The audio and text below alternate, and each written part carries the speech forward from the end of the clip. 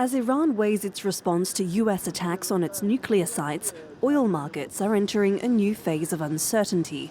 A member of the Organization of the Petroleum Exporting Countries, Iran currently produces around 3.3 million barrels per day.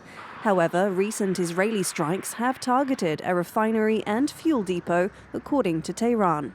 Well, Iran's 3% of the global oil supply, so that's a concern. But OPEC has said they will release supply. So I think short term, it'll be okay in respect to oil. The big thing is if there's some sort of blockade for the Straits of Hormuz. Iran has threatened to close the Strait of Hormuz, a narrow waterway through which roughly 20% of the world's crude supply flows.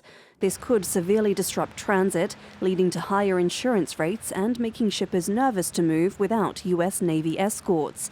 However, such a move would be difficult to pull off given the width of the strait and the fact that a large part of it is in Oman. On top of this, Iran uses the waterway to transport its own crude, mostly to China, a major revenue source for the regime. That's the argument US Secretary of State Marco Rubio used when he spoke to Fox News on Sunday, saying, "I would encourage the Chinese government in Beijing to call Iran about that because they heavily depend on the Strait of Hormuz for their oil. If they do that, it will be another terrible mistake. It's economic suicide." It's not the first time Tehran has threatened to close the Strait of Hormuz. Nevertheless, the uncertainty has led some experts to warn of increasing oil prices, even hitting $100 a barrel should exports through the waterway be affected.